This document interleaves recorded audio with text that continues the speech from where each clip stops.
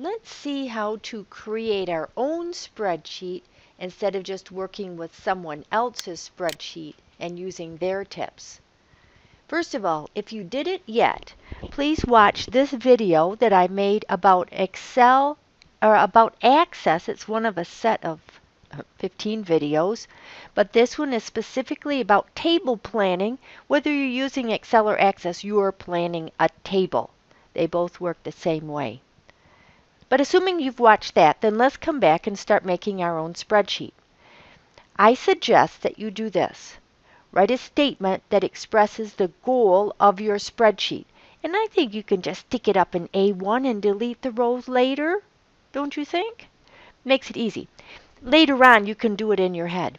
Then, second, determine the noun that will describe one record. What is it that you're keeping track of anyway? Sometimes that's harder to figure out than you might expect.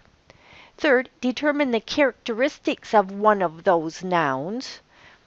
And then the record, the noun, will become a row, and the characteristics will become the columns. There are fancy terms for all that, but this is not an Access class, so we don't have to worry about it here. So here's an example. The goal. Determine the quarterly and total sales for each widget category of sales in my company. A widget is a business thing. That's the word they use in business. A record then is a category of widgets. The characteristics then are quarterly and total sales. Now I made up this spreadsheet. I didn't do any formatting, but I don't have to do that now. I can do it later. Right now my goal is to figure out what goes across the top and what goes down the side. So I put my widget categories down the side. Those become the records or the rows. I put 3.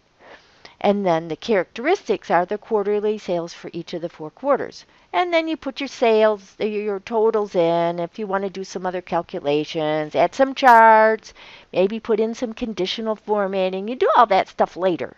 Right now, this is the goal, the columns and the rows. Okay, here's another example.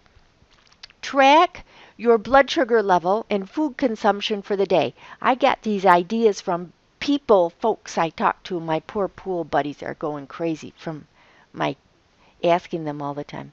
So a record would be 1 day's worth. You know, you could put the days across the top, but the spreadsheet would just get too big. So we'll put those down the side. You could. Well, anyway.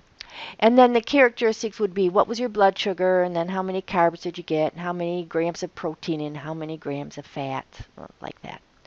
So you could set that up. Here's a third one. This one's a little bit more complicated.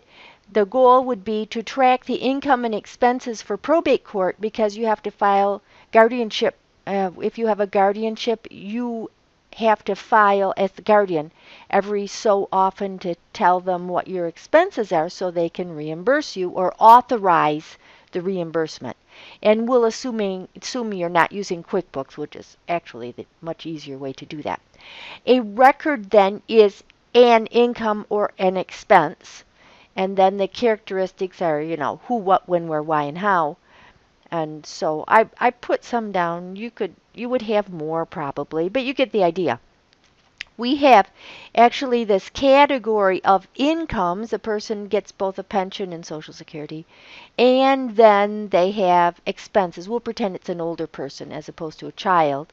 Anyway, then they have some expenses. So I made a merged and centered super heading with those.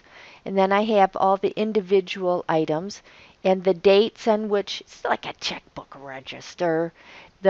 What it was and to or from whom it was, and then I put the numbers in the categories, and then you add them all up and subtract the expenses from the income to get a net.